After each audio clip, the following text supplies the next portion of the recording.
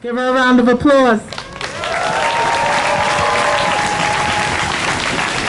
Hey guys, I'm Kimberly. I'm from the Providence CSA and Reclaim Rhode Island.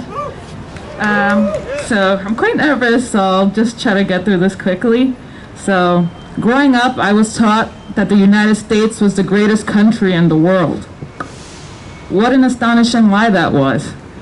How can a country be great when it refuses to take care of its own people?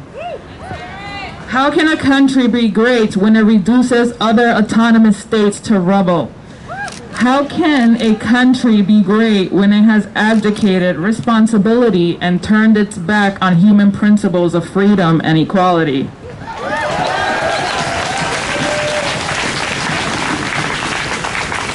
To be clear, I love this country and its people with all of my heart, and that is why I cannot understand why you retreat when you must fight, why you allow such blatant corruption and disregard for human life at the highest echelons of your society, why you endure unnecessary pain and allow such different realities for Americans while claiming that everyone is equal.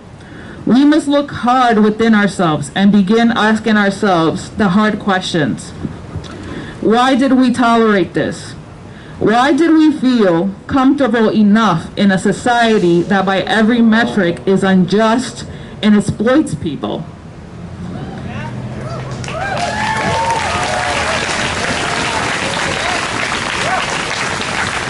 I bring this up as the conversation of defunding the police is widely being discussed and hotly debated right now. Many feel confused and have legitimate questions about the safety in a world with heavily reduced police presence. But it's important to keep things in perspective and to examine how we got to the point where the killing of unarmed citizens is a common occurrence. The war on drugs was specifically started to criminalize people of color and other groups of people who were hostile to the Nixon administration. It was continued because it was effective and profitable.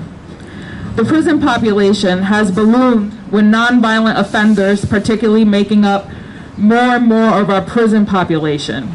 This is at a time when the crime has been steadily going down for decades, yet police budgets across the United States continue to climb. Here in Rhode Island, we are already laying off teachers.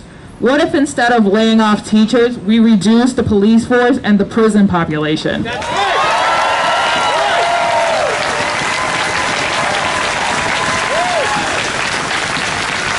Can we really say we need police officers in prisons more than we need teachers or healthcare in a pandemic? If there is no money to provide people a decent living, then how is it possible that cops are riding around in expensive cars with the latest oppressor technology? It is these dynamics that are often in play within our most vulnerable communities. We choose to fund the police and prisons to the detriment of the services that lift people out of poverty and address crime at its root source. Why? Because we are afraid to dream of a better world. We are afraid of believing and hoping and ultimately failing. It's that fear that keeps us at a standstill or outright retreat when we should be moving forward. Let us cast this fear together and go forth into uncharted waters with our greatest intellectual gift, imagination. Defund the police.